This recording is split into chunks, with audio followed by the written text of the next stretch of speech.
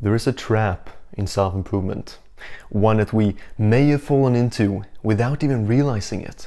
Okay, so we're in self-improvement, we know what to do, we know the habits, and we just stick to this grind set of just working hard every single day, going to the gym, sitting in front of our computers, and just getting stuff done. And anything that isn't delayed gratification, it goes out the window. We don't do it. So our life becomes pretty stale, pretty boring for any human being looking in and seeing what we're doing. But of course, we are driven to see where our journey is going to take us. But it's pretty much the same thing every single day. Wake up, cold shower, and all these habits. There's little change, little excitement out of the dreams that propel us forward. And this is where it leads into the trap that I'm talking about. And I got to experience this firsthand last semester because I'm in university and we had a new course that started last fall. And this course only had one lecture per week, which meant that I could only go there once a week, then come home and stay at home and study during the other days of the week. And I thought this was great. I mean, it was the closest I had ever come in university to the entrepreneurial lifestyle of just working on my own at home. But what I hadn't accounted for was the loss in social life. Because going to lectures, going to school and doing stuff, talking to people, it brings your social skills up. You have to maintain them at least. Talking to people you know, talking to people you don't know, listening to the professor.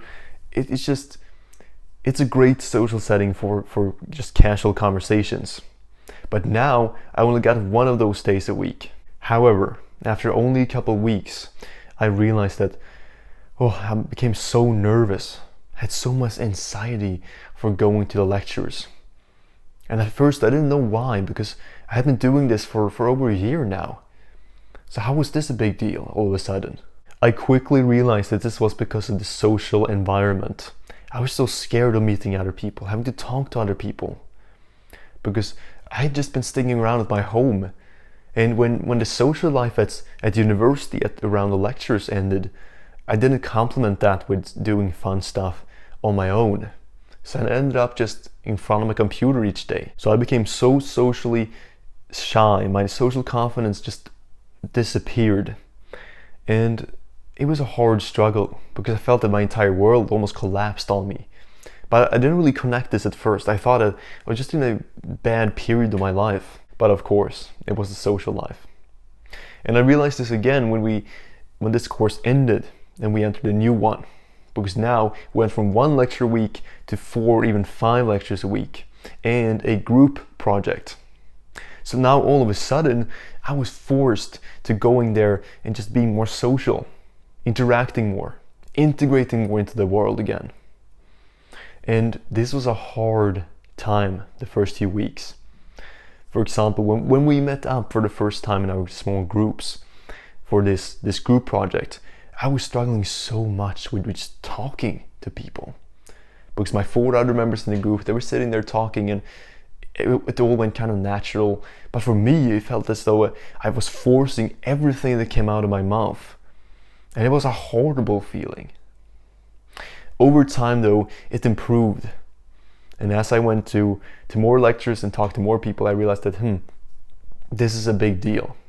Just having a social life is huge for you. And this is where it gets into the trap.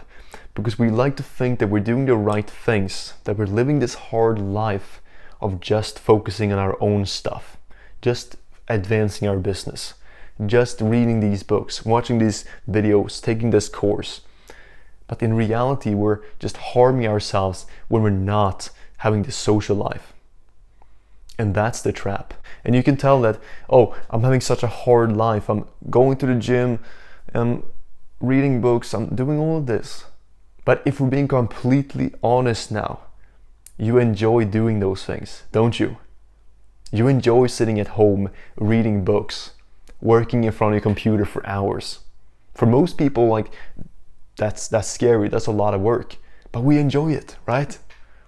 So we know that we shouldn't be in our comfort zone at all times. So we've kind of developed this comfort zone in what normally would be an uncomfortable zone. Waking up early, going to the gym, all of this used to be uncomfortable, but now we just enjoy it. And as we also know, if we are to grow and experience rapid growth at that, we need to step outside of that comfort zone and be uncomfortable. I can imagine that my life when I had just one lecture a week is very similar to how a lot of people live their self-improvement lives. It's 90% of the time spent at home in front of a computer or with a book, and 10%, the other 10%, spent on going to the gym. But apart from that, we do nothing. And there's this idea that, okay, we get the success, the fame, we get the looks, money, status first. And then we can reintegrate into the world and live a fantastic life. And I disagree with that, because if those weeks when I had that course tells me anything, it is that we need to constantly maintain, if not even improve, our social skills, our ability to be around people, to fully function in the social world. Because if we don't, we're gonna end up like those 30-year-olds that can't make any friends. Because then everyone's gonna have their friends groups already and it's gonna be difficult to get in. And speaking of friends, I believe that in your 20s and also in your late teens, it's the most crucial period to make friends. And the same can be said for your love, for your woman that you want to have in your life, that you want to potentially marry and have kids with. If you wait till you're 30 years old with attracting women, pretty much everyone's going to be taken off the market, if that makes sense. At least that's the case if you want someone in your own age. So if you want someone that's 10 years younger than you, that's fine, okay? But for most people, they're gonna want someone that is around their age. And if you wait till they're 30, there's gonna be a lot less women that are single and available to you. And if they are, you have to ask yourself, why are they single? Is there a problem, a huge red flag that goes unnoticed by me? In summary, we cannot really wait with having our social life, with experiencing life with other people. Because if we do, we're just gonna become goblins. Yes, we may have a successful business. Yes, we may be able to read 100 books per year. But if we don't have a good social life, if we don't feel that we have deep connections with people, then is life even worth living? And no, this isn't instant gratification. And no, we shouldn't go out and drink alcohol and just party and do all this degen stuff that we so despise. No, not like that. But just talking to people, having a good life, building good relationships with people, that's what's important. That's what's crucial for our long-term development. So really, it may sound as just, oh, should delay gratification, just not talk to people. No, because hey, on this journey, we want to improve in all areas, right? Fitness, diet, business. But we've neglected this one area, this one pillar that is so important. Social life. Because it doesn't make any sense. There's no logic in thinking that we're gonna do all these things for our future selves, yet we're not gonna interact with other people. I mean, come on. That's stupid. I fell into this trap and I'm so thankful that I realized, so that I was able to make my way out of it. Because if I had went on into my 30s and then realized that, oh, it's gonna be really tough now, oh, that would have been horrendous. I hope I was able to steer you away from falling into this trap that I was in for a short amount of time.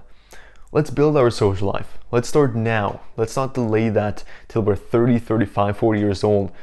Now is the time to build that. I don't want anyone to believe that they're doing the right thing by sticking to themselves, being on this Sigma grindset. If you want to spread this message, subscribe and like this video. And with that, I'm leaving you.